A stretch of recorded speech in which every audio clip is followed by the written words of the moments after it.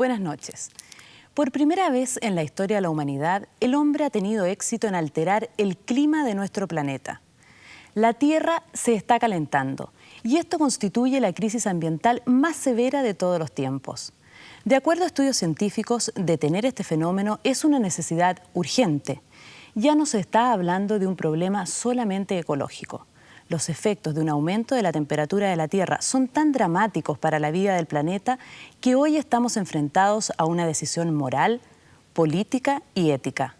No existe otro camino que tomar conciencia de la gravedad de un hecho que nos afecta a todos, que todos tenemos que resolver y que debemos hacerlo ahora.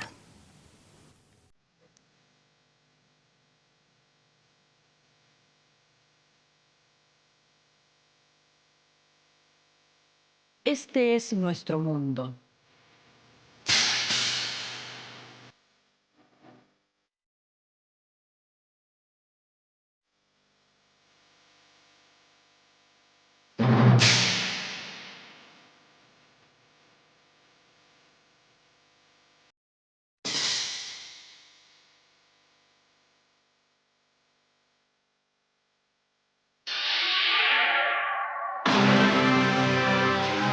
Y este, el planeta que nosotros transformamos.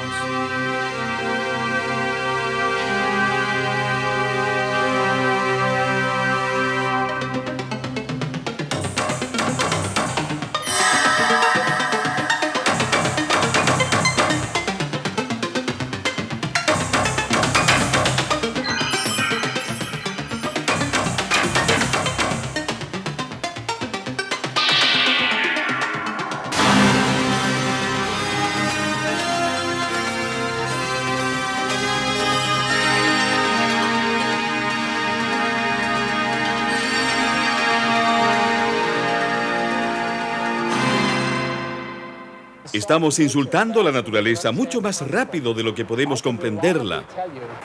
Querría decir que la temperatura de Arica se trasladaría más o menos a la temperatura de Santiago. Esta es una crisis sin paralelo y bien podría poner fin a la civilización humana tal como la conocemos. Toda la infraestructura de obras civiles que hay en puertos van a comenzar a quedar bajo las aguas. Lo estamos empeorando, o sea, le estamos dando a las generaciones futuras un ambiente que es mucho peor del que nosotros hemos recibido. Lo malo es que estas generaciones futuras no están aquí para defenderse, entonces no tiene ningún abogado que la esté defendiendo. La mayor parte de los adelantos que caracterizan nuestra vida se gestaron solo en las últimas décadas. Y en su mayoría, todos estos descubrimientos han tenido como objetivo mejorar la calidad de vida de quienes habitamos este mundo. Pero el desarrollo tiene un costo y hoy enfrentamos uno de los precios más altos. La Tierra, el único lugar que conocemos en el universo capaz de permitir la vida tal cual la concebimos, está en serio peligro. Un desequilibrio ecológico sin precedente en la historia está arriesgando el futuro de todo ser viviente sobre el planeta. El promedio global de temperatura de la Tierra ha sido históricamente de 15 grados. Sin embargo, durante el presente siglo, este ha aumentado en aproximadamente 0,7 grados. Las mayores alzas de temperatura se han registrado en las últimas décadas, siendo 1988 el año más caluroso del siglo XX. Este hecho está en directa relación a un fenómeno que preocupa mucho a la comunidad científica: el efecto invernadero. El Sol, la estrella más cercana a la Tierra, domina toda la actividad del mundo. Este astro emite su luz en diferentes ondas, pero la perfecta armonía del universo estableció que la Tierra solo recibiera la cantidad que la beneficia.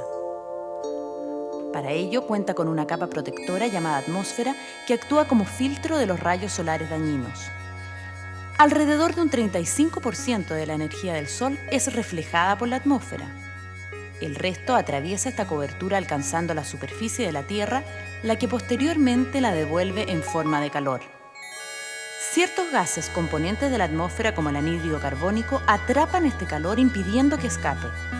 Con ello, permiten que la Tierra mantenga una temperatura adecuada para el desarrollo de la vida. Esto es lo que se denomina efecto invernadero natural, un fenómeno que en un estado de equilibrio es fundamental para el correcto funcionamiento del proceso. Pero este sistema de control de la temperatura de la Tierra tan exacto se alteró. Las proyecciones que se están haciendo por lo que sería el calentamiento de la Tierra en los próximos 100 años, llega al orden de 4 grados, 4 o 5 grados. Esto es mucho más de lo que acontecería si hubiese una glaciación. La glaciación puede ocurrir con 2 o 3 grados bajo la temperatura promedio. Cerca del 50% de la capa invernadero está compuesta por un gas llamado anhídrido carbónico o CO2. Este elemento, básico para el crecimiento de las plantas y por lo tanto para la conservación de la vida, ha aumentado en un 25% a partir de la segunda mitad del siglo XIX. Aun cuando el porcentaje de CO2 representa una mínima parte del volumen de la atmósfera, se supone que este gas, junto a otros como el metano, óxido de nitroso y clorofluorocarbonos, juegan un importante rol en la determinación de la temperatura de la Tierra. Un aumento en la concentración de cualquiera de estos elementos eleva la capacidad de la atmósfera para retener calor. Las principales fuentes de CO2 son las industrias, especialmente las plantas generadoras de electricidad que deben quemar carbón u otros combustibles fósiles para producir energía. Estos minerales también están presentes en la combustión de chimeneas, carburadores de automóviles y microbuses. Todos juntos contribuyen con el 70% del CO2 de la capa invernadero. Un 25% restante lo aporta la quema de árboles, fenómeno conocido como deforestación. Actualmente la reserva de bosques más grande del mundo es la Amazonia brasileña con 5 millones de kilómetros cuadrados. En su superficie habita más del 80% de las especies que viven en la Tierra y cerca del 25% de todos los productos farmacéuticos que existen en el mundo tienen componentes que salen de árboles de esta región. Pero su importancia no solo radica en este aspecto. La selva amazónica es considerada por muchos científicos como el pulmón de la Tierra, y de ahí nace la preocupación mundial. Creo que todo el mundo está de acuerdo, inclusive el gobierno brasileño, de que por lo menos un número como el 10% de la foresta amazónica ha sido deforestado desde el principio, desde cuando se ha empezado hasta hoy. El problema de la deforestación ha sido catalogado como un doble crimen, porque por un lado al quemar los árboles se libera una gran cantidad de CO2 contribuyendo al efecto invernadero, y por otra parte se suspende la capacidad que tienen los árboles de absorber CO2 y transformarlo en oxígeno. En el fenómeno de fotosíntesis, las plantas absorben CO2 o sea, toman la radiación del sol, el CO2 que está en la atmósfera lo transforman en azúcar, en moléculas dentro de la planta y emiten oxígeno. Este es el fenómeno. Esa es la razón por la cual las plantas no caminan, por ejemplo. Que no tienen que caminar, el sol está ahí, el CO2 está ahí. Esa es la razón por la cual se dice que si usted le habla a una planta, crece. No es que si usted le habla, si usted le habla porque usted está emitiendo CO2. Entonces, ellas absorben CO2, una planta en promedio absorbe del orden de 6 kilogramos de CO2 al año. Claro que si usted deforesta, o sea, tumba a los árboles, es claro que usted está esencialmente quitando a la Tierra un posible sumidero de este CO2. Un segundo elemento responsable de la capa invernadero es el metano. Este gas que se libera en las plantaciones de arroz, pantanos y desintegración de materia orgánica contribuye con el 18% de las sustancias que están calentando la Tierra. Y aunque su proporción es inferior al CO2, sus moléculas son 25 veces más eficientes para atrapar calor.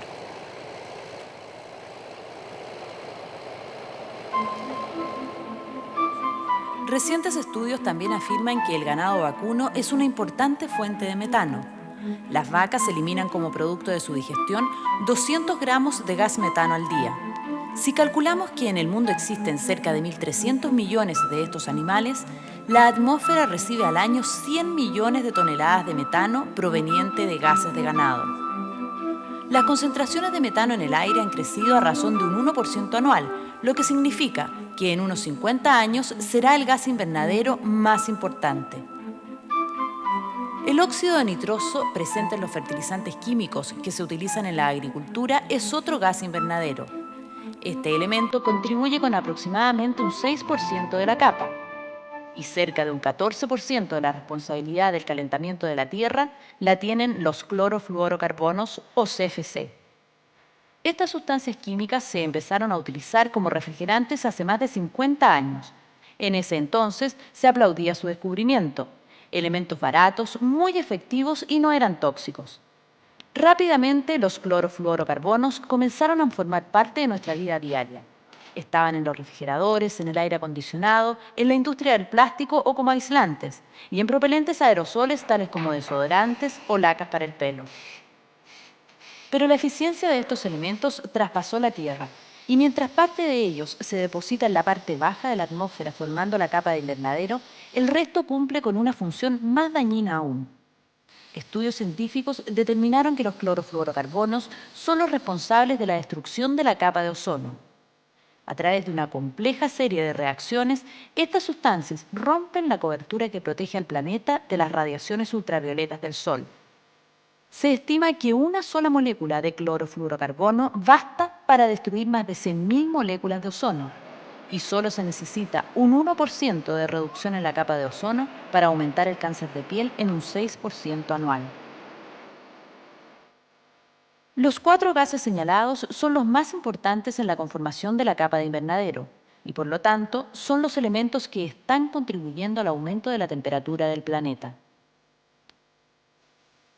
El problema del medio ambiente, sin lugar a dudas, ha sobrepasado la barrera ecológica. Hoy los gobiernos de las principales potencias del mundo están tomando conciencia de sus efectos políticos. En los Estados Unidos, la administración del presidente Bush ha demostrado público interés en buscar soluciones. El Instituto Goddard de la NASA, por ejemplo, está realizando uno de los estudios más completos sobre el calentamiento de la Tierra. En estas oficinas de la ciudad de Nueva York trabaja un grupo de científicos del más alto nivel académico. Físicos como el Dr. Vittorio Canuto o el director del proyecto sobre clima, James Hansen, dedican estos últimos años al estudio del efecto invernadero. Para ello han elaborado modelos matemáticos con el mapa del mundo.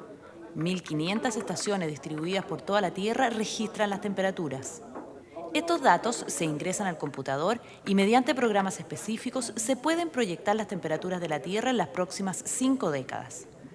El panorama que veremos a continuación predice lo que va a pasar de mantenerse el actual ritmo de emisión de gases invernadero.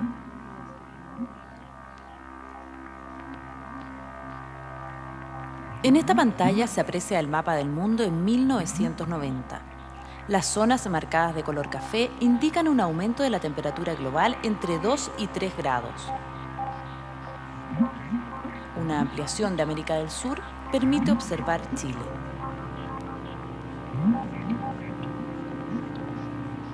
Ahora veremos las predicciones para el año 2050. El mapa está casi cubierto de color rojo, lo que significa un aumento de la temperatura global de la Tierra entre 4 y 5 grados. En esta nueva imagen se observa la zona norte y austral de Chile, con un aumento de 4 a 5 grados.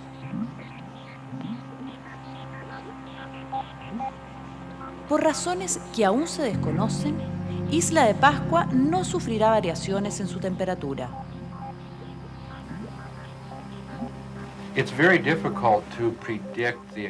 Es muy difícil predecir los modelos exactos de cambios climáticos, pero suponemos que las variaciones de temperatura serán muy profundas, sobre todo en los países ubicados en las bajas y medianas latitudes, a no ser que ocurran hechos que no hemos previsto aún. ¿Y cuándo piensa usted que la gente va a reconocer que existe de verdad un calentamiento de la Tierra? Bueno, yo creo que quedará claro en la década del 90. El aumento de las temperaturas será el suficiente como para pensar en veranos más calurosos.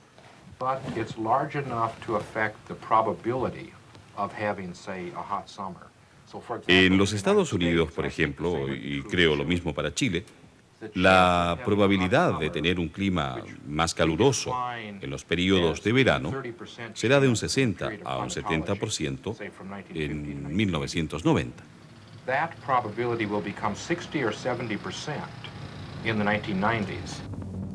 Pero un aumento de la temperatura no solo significará más calor. Las consecuencias de este hecho son mucho más dramáticas, como por ejemplo el derretimiento de hielos. En las primeras expediciones antárticas la nieve y parte del hielo cubría la mayor parte del territorio en su borde litoral. Hoy en día hay cada vez más cantidad de playas. El derretimiento de hielos antárticos y ventisqueros es uno de los factores que influirá en el aumento del nivel de los mares. Este hecho también se estudia con interés en el Instituto Goddard de la NASA. Bueno, las estimaciones más probables son de un aumento del nivel de los mares de 1 a 2 metros, tal como apreciamos en nuestros mapas. Claro que si a eso añadimos tormentas, el agua puede inundar mucho más costas.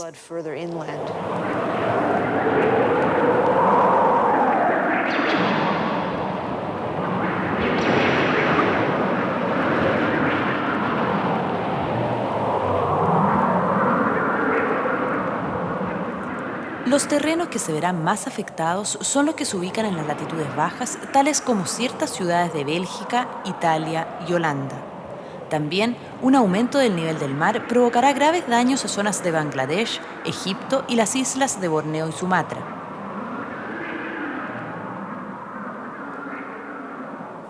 Ciudades que quedan en la costa como Miami Beach estarán muy amenazadas ya que esas áreas están apenas a unos metros sobre el nivel del mar.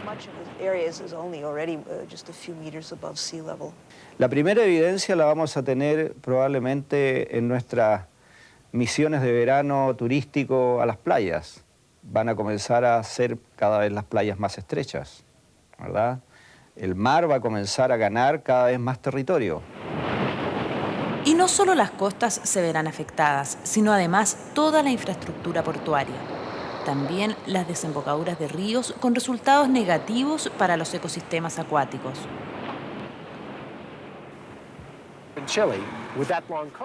En Chile, con esa larga costa, más vale comenzar a pensar qué sucederá con los estuarios de la costa, en las zonas donde los camarones se crían y con otras partes del ecosistema de las cuales las pesqueras dependen. Aire más caliente significará más evaporación de agua, por lo tanto más lluvias en la zona comprendida entre el Ecuador y 12 grados de latitud sur y norte.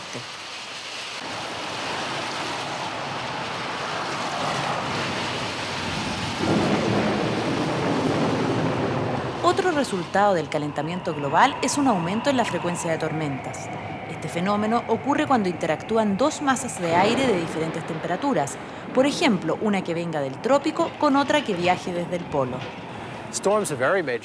Las tormentas son un asunto muy importante, ya que aunque son buenas para superar sequías, pueden ocasionar graves daños. Desafortunadamente, Chile está ubicado en un punto en que las temperaturas están determinadas por el trópico y por un océano que bordea completamente el polo. Es un lugar bastante único en el mundo, donde tiene origen la llamada corriente circumpolar.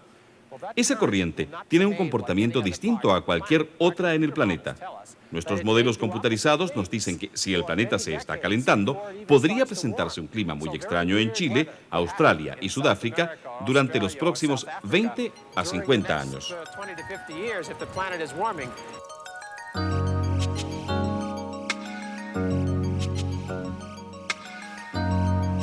La escasez de nieve a determinada altura en la cordillera es otra consecuencia del calentamiento de la Tierra. Tradicionalmente, la nieve caía a 2.000 metros de altura. Vale decir, a 2.000 metros el agua de lluvia se transformaba en nieve. Hoy, producto del aumento de la temperatura global, el agua se convierte en nieve a 3.000 metros de altura. Este punto, en donde el agua cambia de estado líquido a estado sólido, se llama isoterma de 0 grado. Y es esta la razón por la cual algunos centros invernales están sufriendo la posibilidad de quedarse sin nieve. Si se quiere tener un deporte invernal asegurado, con nieve permanente durante los meses que corresponde a este deporte, habría que tener instalaciones sobre los 3.000 metros. Por debajo de los 3.000 metros, no esperemos que mientras permanezca esta situación, que hasta el momento es irreversible, porque ha sido provocada en parte por el hombre, pero hay un acondicionamiento natural que la determina, ¿no? No existe una posibilidad cercana de poder combatir el efecto invernadero.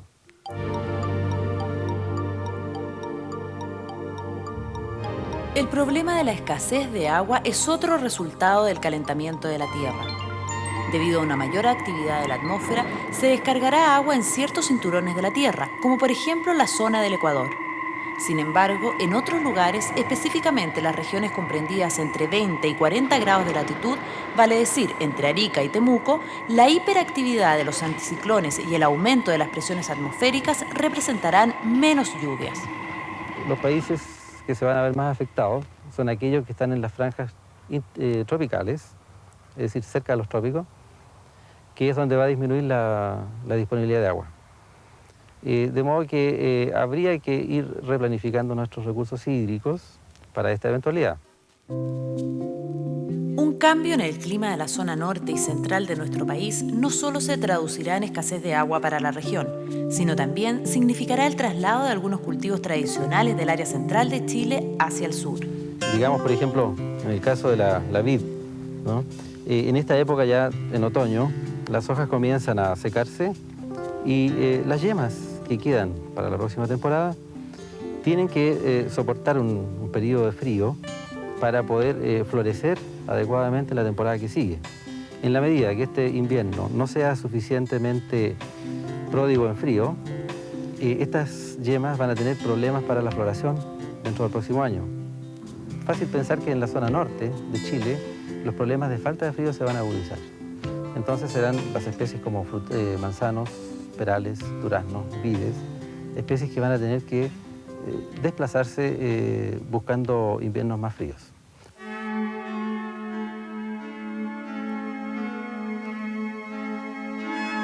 Todos estos hechos mencionados son producto del efecto invernadero. Y si bien los cambios serán graduales y de diferentes intensidades dependiendo de la zona del planeta, es muy difícil que alguna región se salve de sufrir las consecuencias.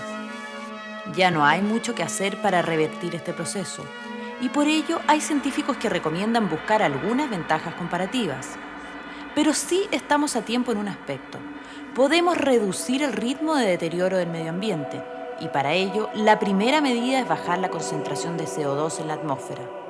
Digamos que en cifras redondas creo que el 75% del CO2 que se emite en la atmósfera es debido a los países industrializados o desarrollados, como se lo quiere llamar. Y eso es el problema. Uno de los problemas que enfrentamos es la injusticia económica que surge a partir de esta crisis mundial. Los chilenos tendrían todo el derecho a estar molestos por el hecho de que la crisis creada fue inducida por los países más industrializados. Los Estados Unidos son los mayores contribuyentes a esta crisis.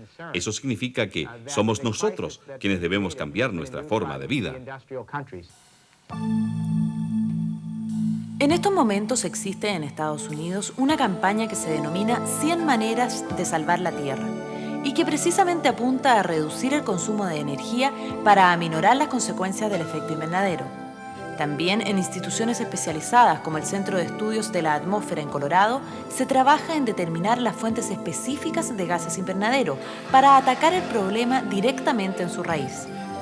Así, junto a la reducción del CO2, también se ha descubierto la necesidad urgente de disminuir las emisiones de metano y la absoluta supresión de los clorofluorocarbonos. Con esto, la energía solar vuelve a aparecer como un sustituto barato, eficiente y limpio. Sin embargo, implementar plantas de este tipo es un costo que los países en desarrollo no están siempre dispuestos a asumir. Los países más pobres estarán dispuestos a usar tecnologías más eficientes, pero los países más ricos deben estar dispuestos a ayudar a pagarla en un comienzo.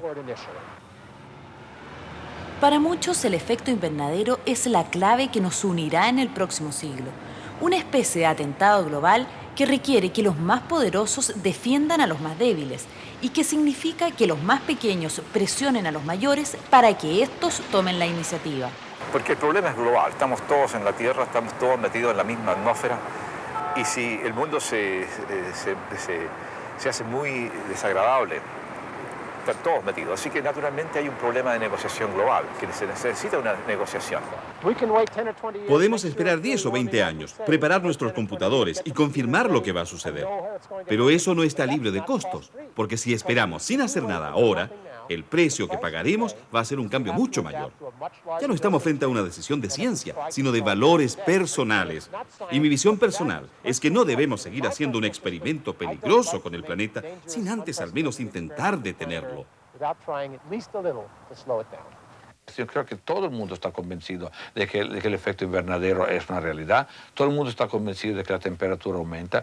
Si hay una discusión desde el aumento cuantitativo, uno dice 2 grados, otro dice 4, pero creo que es cuestión más bien de refinar los cálculos. Pero nadie creo que dude de que estamos entrando en un periodo extremadamente peligroso de esto. Ahora, claro que si usted quiere decir desde el punto de vista político, yo no hago nada hasta que yo tenga la certidumbre absoluta de que está. Entonces sí, es una postura, pero en cuanto usted tenga la certidumbre total, ya va a ser demasiado tarde. Cada país, cada región del mundo, cada habitante va a tener que unirse y comprender que este planeta es una unidad. Todos vamos a vivir o morir juntos, de acuerdo a las decisiones que tomemos respecto al calentamiento global. Si no tomamos las medidas fundamentales en los próximos 10 años, no tendremos tiempo para adaptarnos al mundo de invernadero que viene. Por ello, hay una sensación de urgencia. Necesitamos una nueva política que supere los límites geográficos tradicionales, que supere los límites ideológicos, una política basada en la protección del planeta.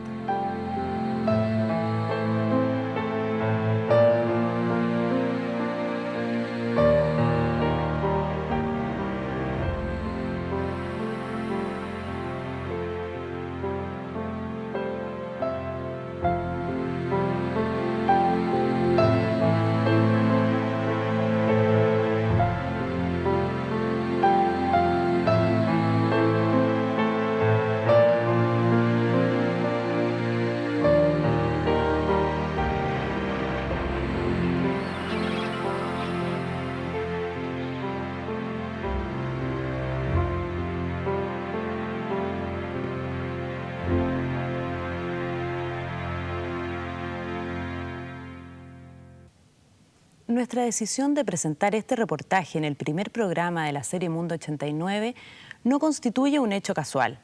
Primero, porque pensamos que el problema del efecto invernadero reviste una serie de características que por su relación directa con la calidad de vida de todo ser viviente aquí en la Tierra merece nuestra más profunda atención.